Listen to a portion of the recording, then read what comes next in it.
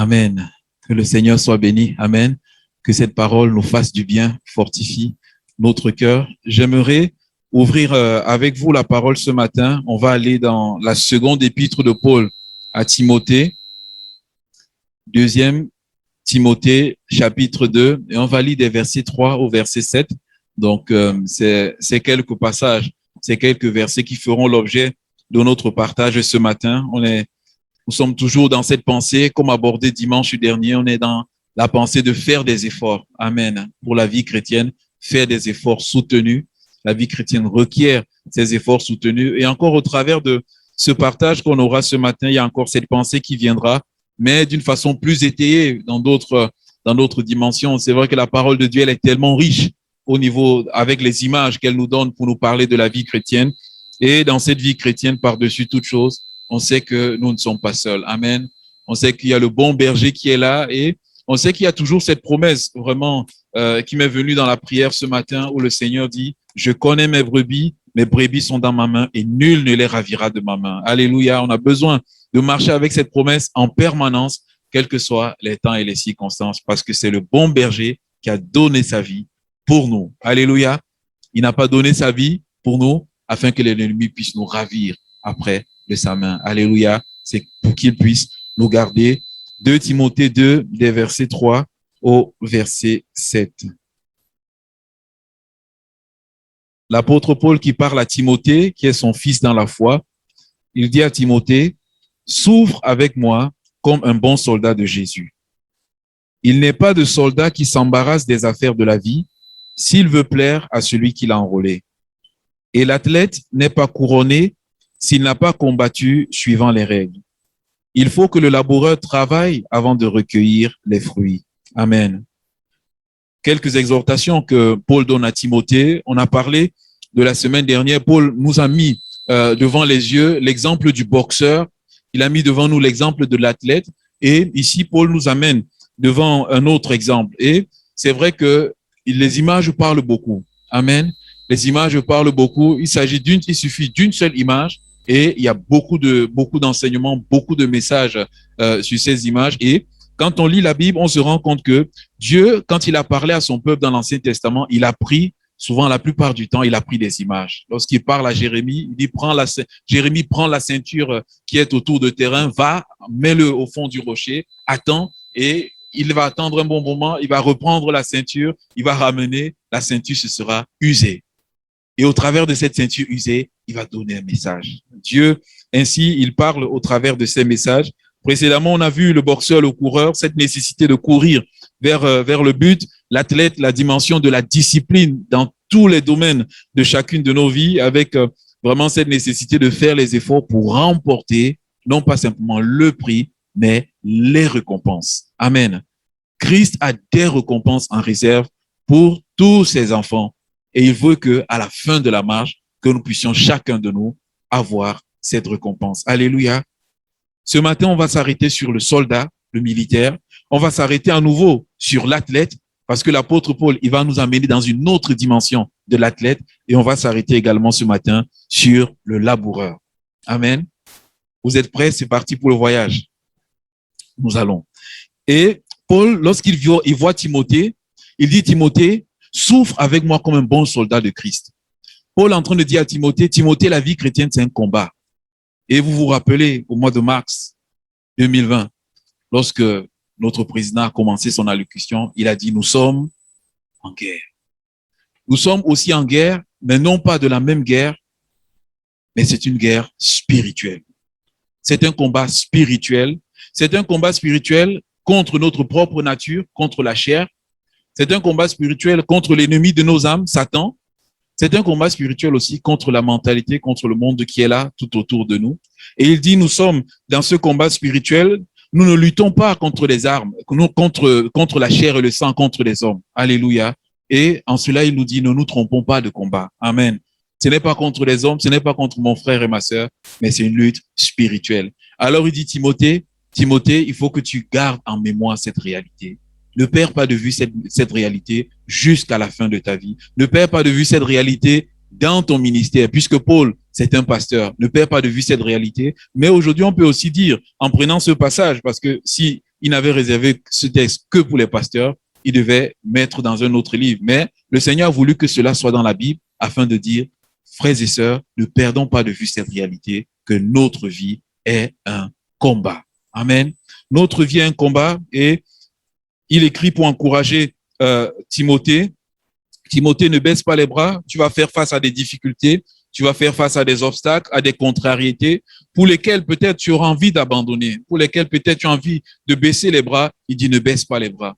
Ne baisse pas les bras et il va parler du soldat. Il dit le soldat, il y a deux choses qu'il met ici en avant. Le soldat, c'est quelqu'un qui, premièrement, qui souffre. Il dit souffre avec moi. Timothée, la vie chrétienne, il y a la souffrance. Amen. C'est une réalité qu'il dit à Timothée. Timothée, tu ne peux pas t'épargner de cette souffrance-là. Dans la marche, cette souffrance-là, elle est là.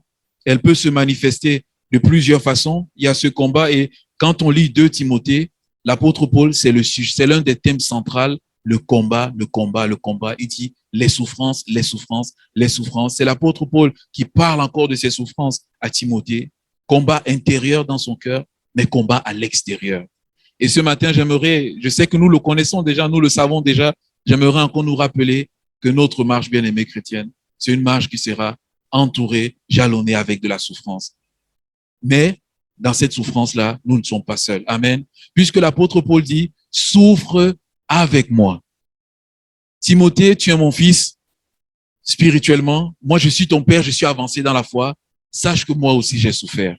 J'ai souffert, Timothée, je suis toujours là. J'ai souffert, Timothée, j'ai combattu le bon combat, j'ai achevé la course, j'ai gardé la foi, la couronne de justice m'est réservée. Timothée, ne te décourage pas. Tu vas aussi combattre, tu vas achever la course, tu vas garder la foi et la couronne de justice te sera réservée. Souffre avec moi, Timothée. Alléluia. C'est un père qui a déjà marché, qui est en train de parler à son fils. Et ce matin, il est en train de nous parler. Et lorsque l'apôtre parle ici des souffrances, il y a plusieurs souffrances. Mais principalement ici, il parle des souffrances pour l'évangile. Amen. Des souffrances pour l'expansion de l'évangile. Des souffrances pour la manifestation de l'évangile au travers de notre vie. Parce que, en tant que chrétien, notre plus grand défi est que notre vie soit l'évangile incarné. Alléluia. C'est notre défi de dire, Seigneur, tu m'as appelé dans cette course, fais en sorte que ma vie à elle seule, sans que je n'ouvre la parole pour parler, que ma vie, que lorsque les gens me voient, ils voient l'évangile incarné. Amen. Parce que Jean 1 nous dit, la parole s'est faite chair. Jésus a été incarné et quand Jésus a marché, on a vu l'évangile. Et notre défi aussi, c'est de manifester l'évangile. Et ce n'est pas facile. C'est un combat de tous les jours puisque notre caractère, il doit être travaillé, il doit être sanctifié. Il y a des contrariétés, il y a des combats intérieurs qui sont là. Il y a des choses qui doivent être enlevées. C'est un combat qui est là, il y a cette souffrance-là. Souffrance pour l'évangile, pour témoigner, pour répandre cette vérité.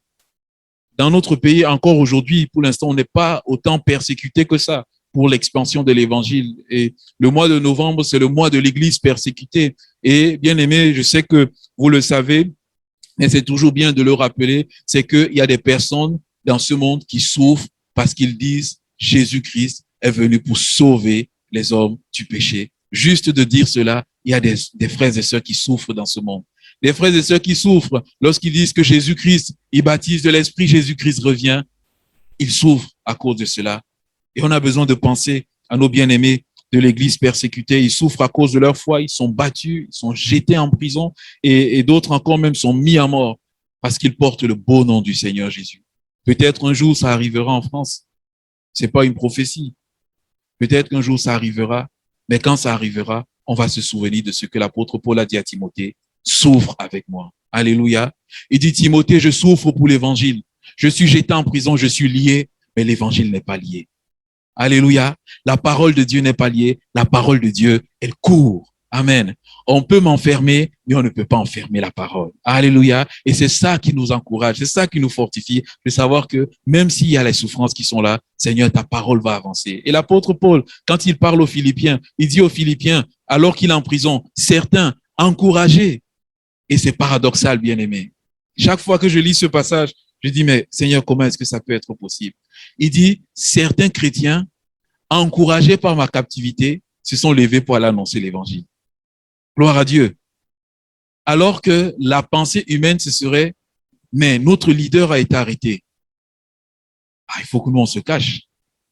Parce que si c'est lui qui nous guidait, qui nous montrait la voie est arrêtée, il est sévèrement traité, qu'est-ce qu'ils vont faire de nous?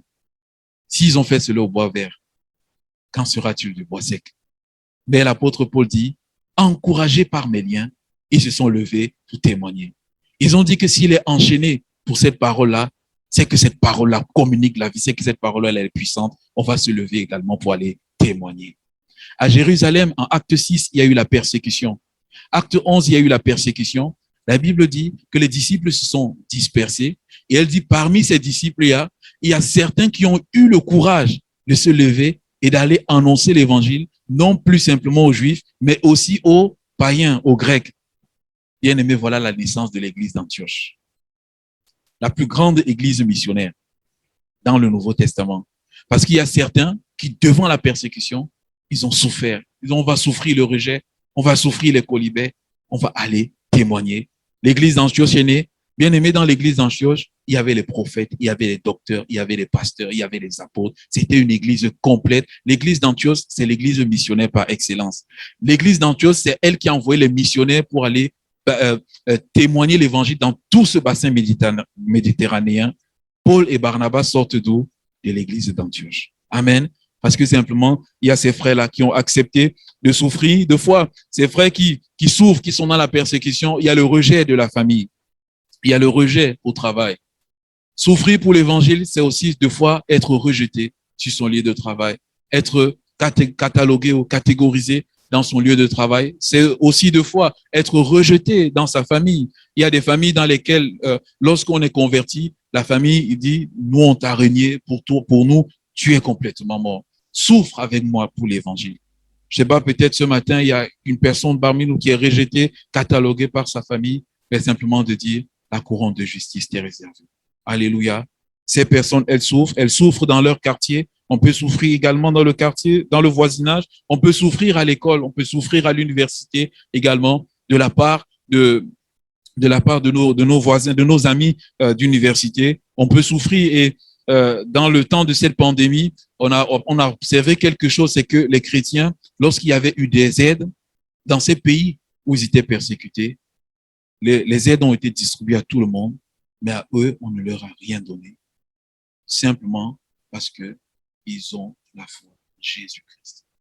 Mais les frères n'ont pas perdu la foi et ils ne souffrent pas, bien aimés, parce qu'ils ont commis une faute, mais ils souffrent pour l'évangile. Souffrir pour l'évangile aussi, ça peut être des souffrances morales qui sont là.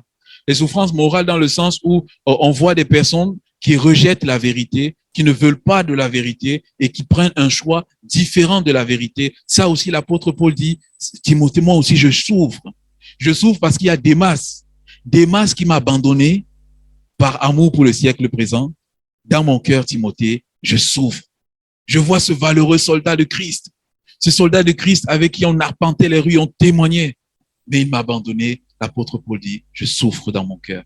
Et bien aimé, ça peut être aussi notre exemple de souffrir dans cette direction.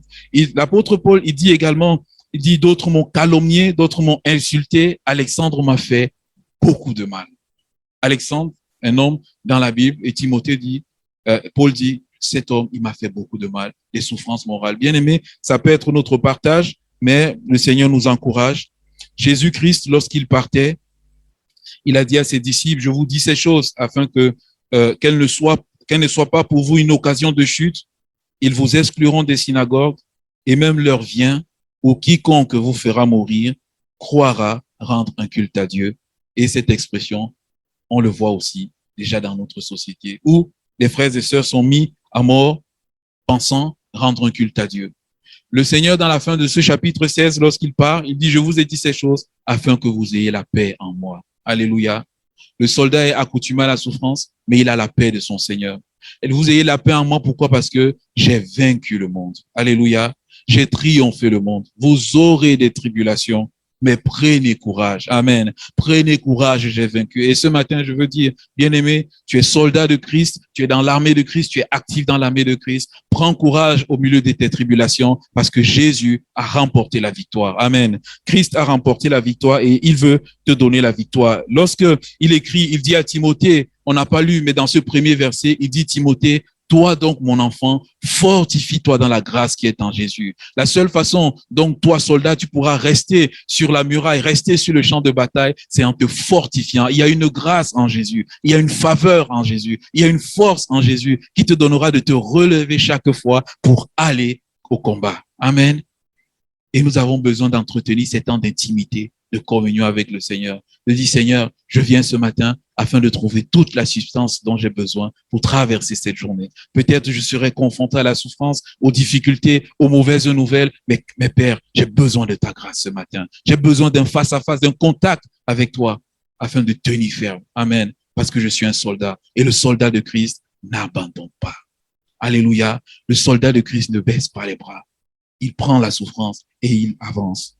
L'apôtre Paul, bien-aimé, moi j'ai toujours été bouleversé. C'était un homme qui était franc, qui était direct, qui ne cachait pas la vérité. La Bible dit lorsqu'il avait fait des nouveaux convertis, il disait à ces nouveaux convertis, c'est pas beaucoup de tribulations que vous allez entrer dans le royaume des cieux. Alléluia. Il ne leur disait pas, vous allez être bénis, Dieu va vous faire du bien et tout. Non. Bien sûr, très certainement, il le leur disait, mais il ajoutait quand même, c'est pas beaucoup de tribulations. Alors prenez courage. Alléluia. Tous les apôtres bien-aimés, ils avaient cette pensée. L'apôtre Pierre, lui-même, le Seigneur lui avait révélé comment il allait finir sa vie. Et l'apôtre Pierre, lorsqu'il écrit dans 1 Pierre 4, il dit, ainsi donc, Christ ayant souffert dans la chair, vous aussi, armez-vous de la même pensée. Car celui qui a souffert dans la chair en a fini avec le péché. Alléluia. Il dit, armez-vous de la même pensée. Et bien aimé, je crois que on a besoin il dit que cela rentre dans notre pensée. Des fois, on peut saisir ces réalités, mais tout au long de notre vie, de notre marche, on perd de vue cette réalité. Mais le Seigneur dit, arme-toi. Un soldat, c'est quelqu'un qui a toujours son arme avec lui. Il ne marche jamais sans son arme. Alors, il dit, cette pensée, elle doit toujours être avec nous, quelles que soient les circonstances. Si je souffre, si je suis accablé, si on me rejette, quel que soit ce qui est là, je dis, Seigneur Jésus, toi, tu as souffert. Tu as souffert beaucoup plus que moi. Seigneur, tu as été flagellé. Ta barbe a été tirée. Il y a eu les crachats sur toi. Tu as été défiguré. La Bible dit qu'il avait un regard, on ne pouvait même plus. Bien aimé, c'est tellement atroce quand on essaie de s'imaginer quel était le regard de Jésus. On n'arrivait même plus à savoir qui il était. Vous vous imaginez quelqu'un qu'on persécute. Je ne vais pas prendre un exemple ce matin, je prendrai mon exemple pour ne pas choquer quelqu'un. Imaginez-vous mon visage et que j'arrive à endurer la persécution, flagellé de toutes parts. Et à tel point où vous me voyez un jour à terre et vous passez, vous posez la question, mais est-ce que c'est vraiment Cédric? Le visage tuméfié de toutes parts. Bien aimé, c'est ce qui est arrivé au Seigneur Jésus.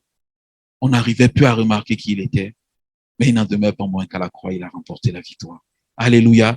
Et le Seigneur nous encourage à marcher avec la même pensée. C'était pour encourager Timothée. Lorsque nous traversons ces temps de gloire, de difficulté, l'apôtre Pierre nous dit ceci.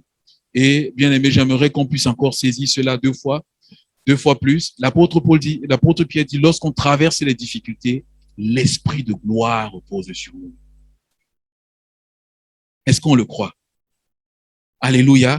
Que l'esprit de gloire, c'est-à-dire le Saint-Esprit qui nous fait voir la gloire de Dieu, repose sur nous. Et c'est cet esprit de gloire qui nous donne de supporter la souffrance, qui nous donne d'endurer la souffrance. Bien aimé, si je le dis, c'est parce que dans la Bible, il y a un homme qui s'appelle Étienne. Alors qu'il était en train d'être lapidé, copieusement. Bien aimé, ce n'étaient pas des petits cailloux, c'était des gros cailloux. Alors qu'il était en train d'être lapidé, Étienne tombe à genoux, il dit, je vois le ciel ouvert. Et je vois le Fils de l'homme debout. Il dit, Seigneur, je remets entre tes mains mon esprit. Ne leur impute pas ce péché. Bien aimé, alors qu'il est en train d'être persécuté, il voyait la gloire. Et chaque fois, quand on voit Jésus dans le trône, Jésus est toujours assis. Amen. Jésus est toujours assis. Mais cette fois-ci, Jésus était debout. Jésus est debout parce qu'il va accueillir un héros de la foi qui rentre à la maison. Alléluia. Quel honneur. Imaginons-nous, lorsqu'on va chez le président de la République, normalement, nous sommes debout, lui, il est assis. Mais quand on arrive, c'est lui qui vient nous ouvrir la porte. Oh Seigneur, quel honneur, quelle grâce, quelle importance. Et c'est ce que le Seigneur Jésus-Christ a fait pour son serviteur Étienne. L'esprit de gloire. Bien aimé, lorsqu'on traverse la souffrance, de dire merci Saint-Esprit, esprit de gloire, parce que tu es avec moi. Donne-moi de traverser ces moments. Amen. Pour la gloire de l'Éternel. Le soldat, c'est quelqu'un qui est habitué à la souffrance, qui connaît la souffrance, qui se sacrifie. Mais l'apôtre Paul aussi, il dit, le soldat, c'est quelqu'un qui ne s'embarrasse pas des choses de la vie s'il veut plaire à celui qui l'a enrôlé. Et dans ce verbe embarrasser, je me suis arrêté et ce verbe embarrasser veut dire se laisser prendre par quelque chose, se laisser absorber au point d'être emprisonné et de ne plus s'en sortir. C'est la pensée de s'embarrasser. Et ici, l'apôtre en train de dire, le bon soldat, il ne s'embarrasse pas des choses légitimes. C'est-à-dire, les choses légitimes ne prennent pas tellement d'importance à tel point où il oublie la mission, à tel point où il oublie le but pour lequel il marche sur cette terre. Alléluia. Et j'ai eu le témoignage d'un soldat, un témoignage, et le soldat dit, quand je suis en guerre, je suis en guerre. Je ne me focalise pas sur les choses au risque de perdre de vue ma mission et mon but. Quand il est sur des champs d'action, il a sa famille, il a toutes ces choses-là, il dit, mais je ne me focalise pas sur toutes ces choses-là. Ces choses sont dans mon corps, mais ma vision, c'est défendre mon pays. Alléluia. Et en tant que chrétien, le Seigneur nous dit, nous avons nos familles, notre travail, toutes ces choses-là, elles sont légitimes, elles sont dans notre cœur, mais dans notre tête, il y a la vision du ciel. Il y a la mission.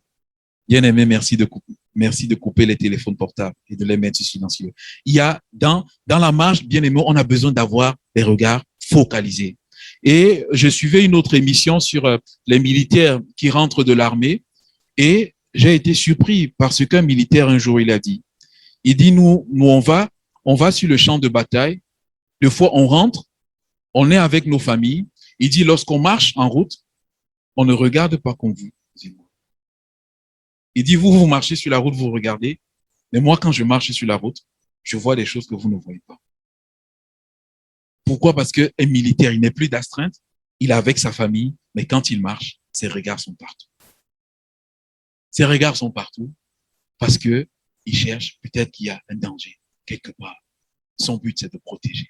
Alléluia. Il marche, son but, c'est de protéger son pays. C'est de protéger la France. Il marche avec sa famille, protéger sa famille, mais protéger la vie. Amen.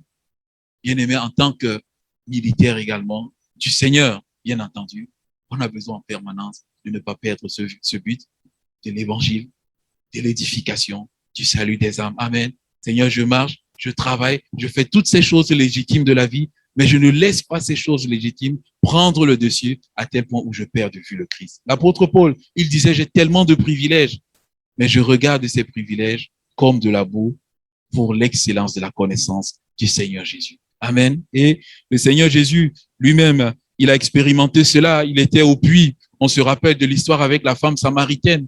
Cette femme qui arrive en plein midi, elle va puiser de l'eau et le Seigneur Jésus est fatigué.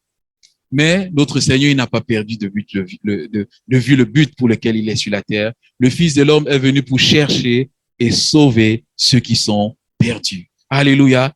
Il arrive au puits, il va entamer la conversation avec ces dames. On connaît ce récit et cette dame va être sauvée. Alléluia. Cette dame va être transformée, elle va rentrer dans le royaume des cieux. Christ qui était fatigué. Et le Seigneur Jésus, lorsque il partait sur cette terre, il a dit à ses disciples, prenez garde vous-même de crainte que votre cœur ne s'apesantisse par les excès du manger, du boire et par les soucis de la vie et que ce jour ne vienne sur vous à l'improviste. Et c'est vrai que c'est important de prendre garde. C'est vrai qu'on peut être accaparé par les réalités de la terre et de perdre de vue le fait que Jésus-Christ revient. Alléluia. On peut être accaparé par ces choses et de perdre de vue le fait que Jésus revient. Dans Matthieu 6, il parle des inquiétudes.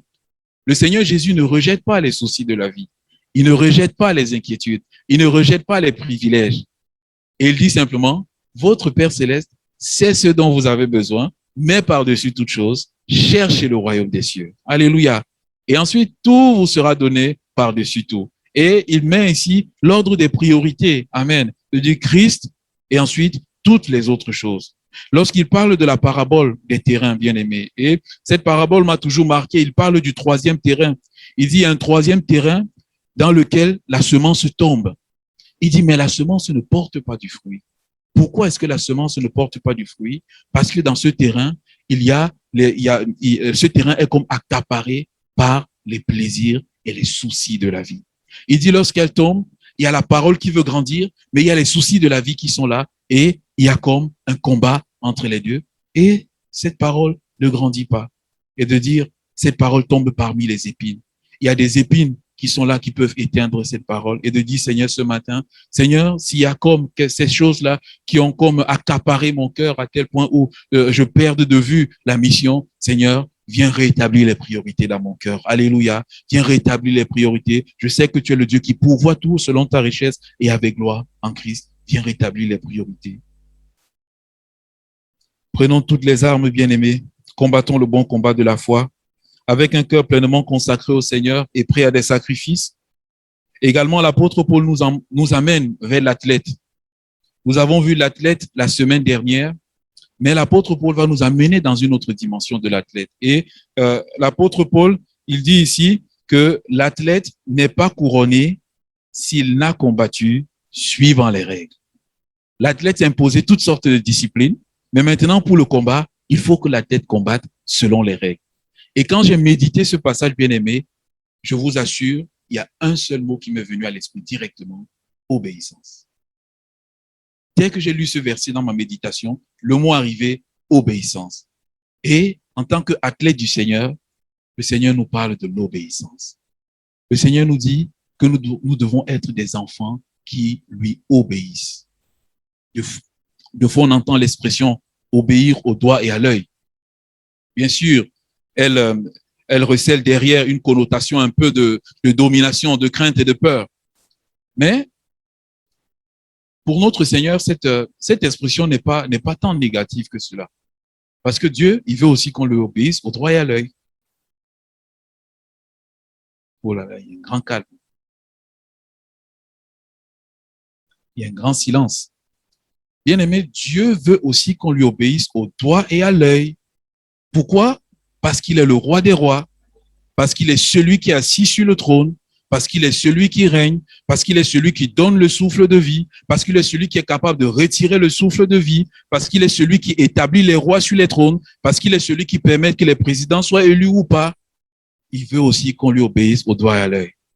Mais l'obéissance du Seigneur n'est pas une obéissance forcée et sous pression. C'est une obéissance dans l'amour. Dieu ne forcera jamais quelqu'un à lui obéir. Alléluia. Dieu veut qu'on lui obéisse. Bien-aimé, ma question, à moi aussi, je me pose cette question. Lorsque je méditais cette parole, je me suis aussi posé cette question. Où en es-tu dans ton obéissance à la parole de Dieu?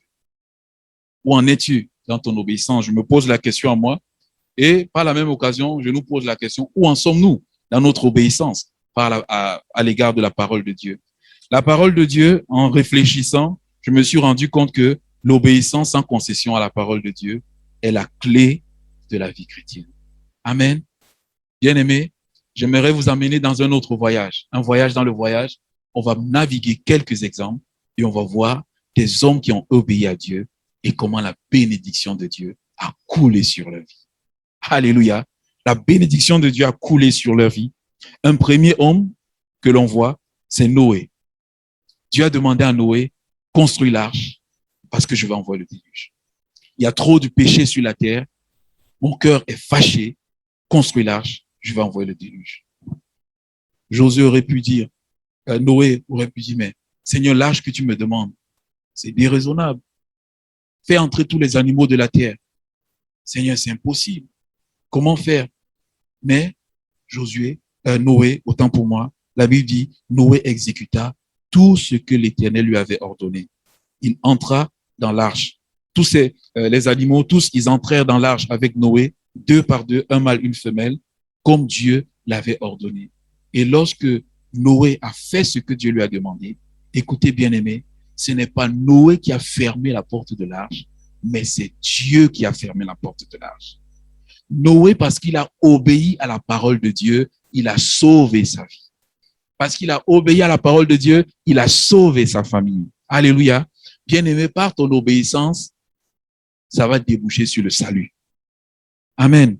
Si nous sommes sauvés, c'est parce qu'on a obéi au Seigneur. Par ton obéissance, tu pourrais être la source de salut pour une autre personne tout autour de toi. Alléluia. Seigneur, aide-moi à obéir. Noé a obéi et le Seigneur Jésus prend l'exemple de Noé. Il dit, il en sera comme du temps de Noé, où les gens mangeaient, où les gens buvaient, où les gens se mariaient, où les gens mariaient leurs filles et leurs fils. Et pendant que Noé faisait l'arche. Et les gens de son temps croyaient qu'il plaisantait. Ils n'ont pas obéi. Ils n'ont pas pris au sérieux cette parole. Et nous sommes un peu comme dans ce temps, de témoigner. Le Seigneur Jésus revient. Le Seigneur Jésus est celui qui pardonne. Le Seigneur Jésus est celui qui est rempli d'amour. Mais souvent, des personnes ne prêtent pas attention. Mais ceux-là qui prêtent attention, qui obéissent au Seigneur, sont sauvés et rentrent dans l'arche. Alléluia. Parce qu'il y a le déluge du jugement de Dieu qui va arriver.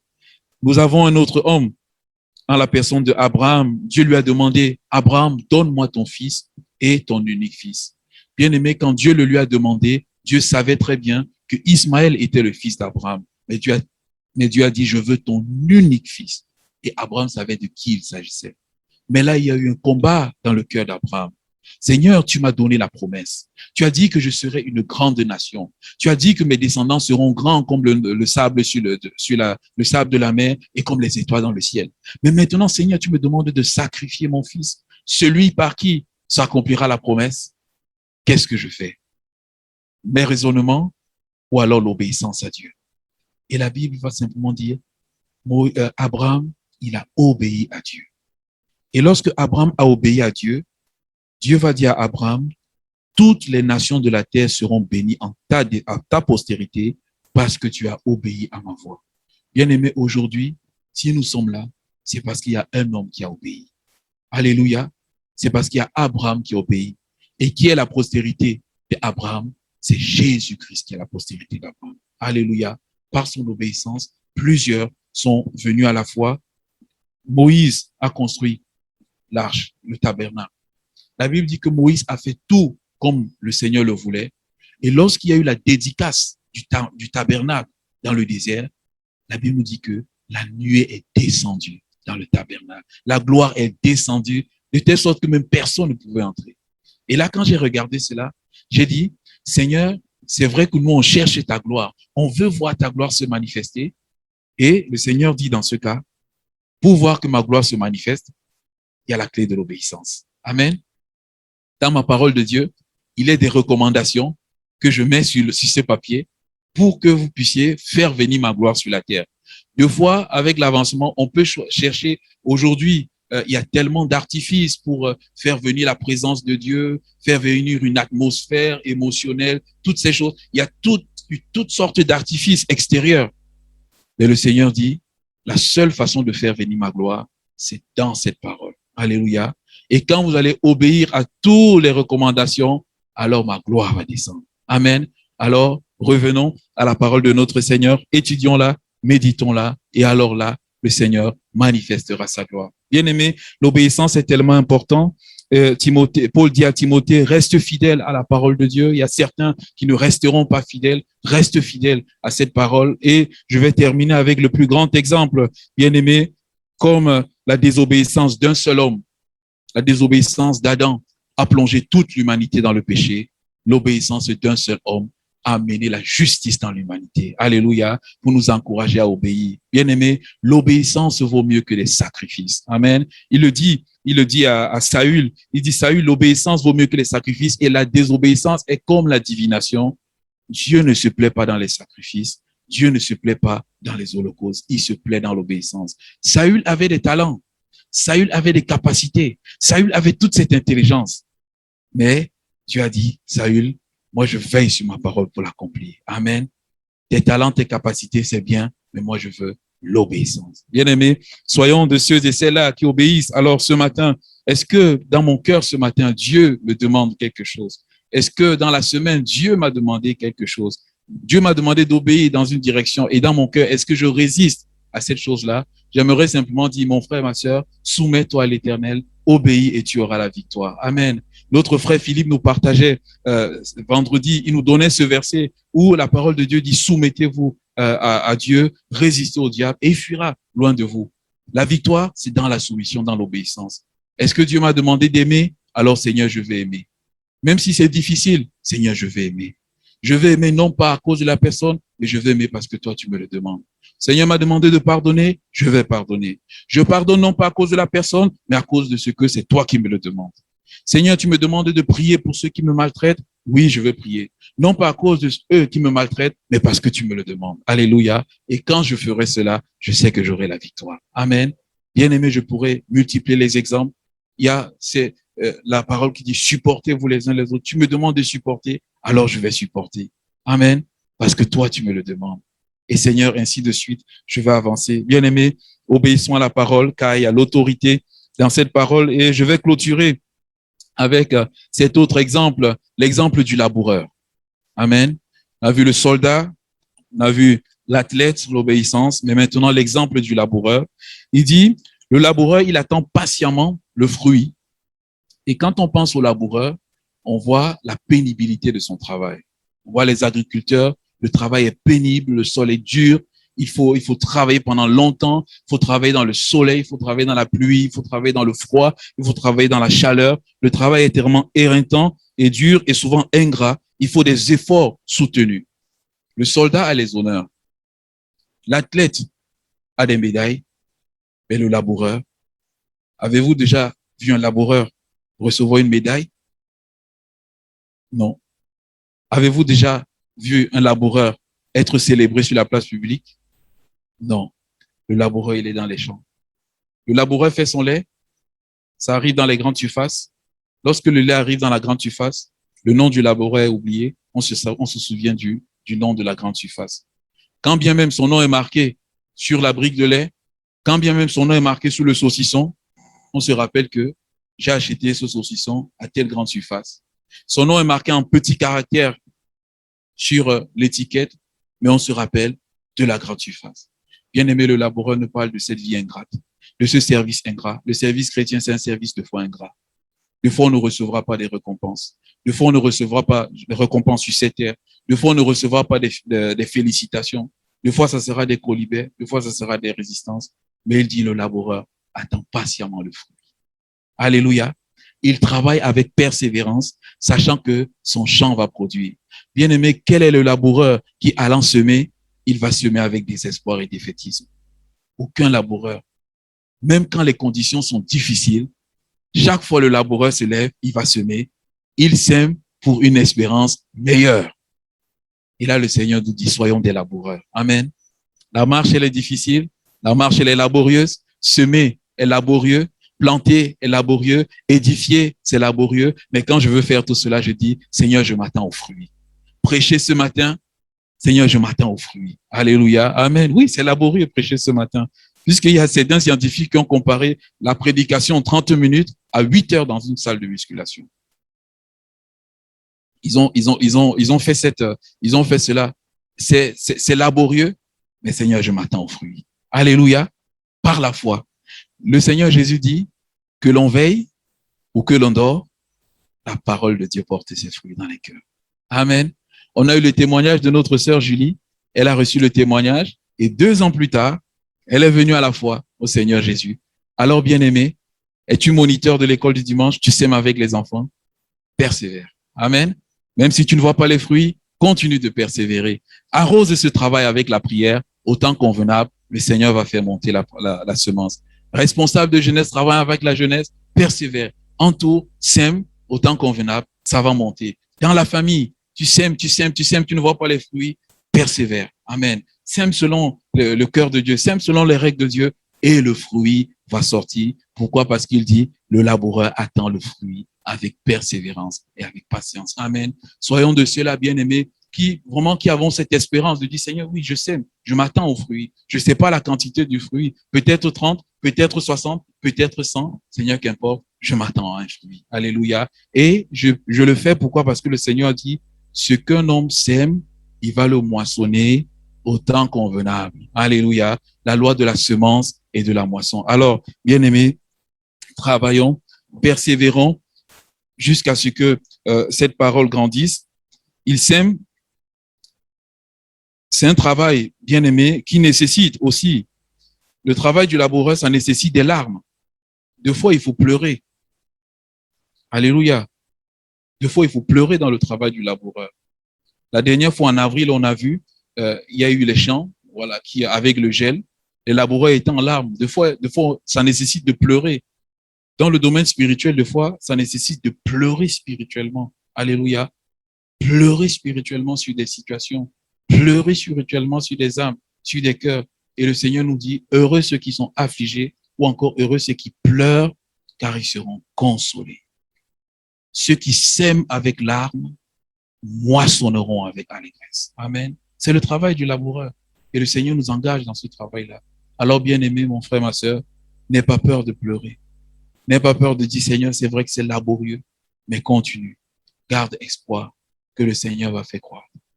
L'apôtre Paul à Corinthe, alors que les Corinthiens sont en train de dire, moi je suis de Paul, moi je suis de Pierre, moi je suis d'Apollos, moi je suis de Jésus-Christ. L'apôtre Paul, il dit simplement ceci, moi j'ai planté, Apollos a arrosé, et c'est Dieu qui a fait croire. Alléluia. Bien-aimé, en tant que laboureur du Seigneur, on fait tout selon les règles et on veut dire, Seigneur, je sais que c'est toi qui vas faire croire parce que tu es le souverain, tu es le maître du champ et que je suis co-ouvrier avec toi. Alléluia.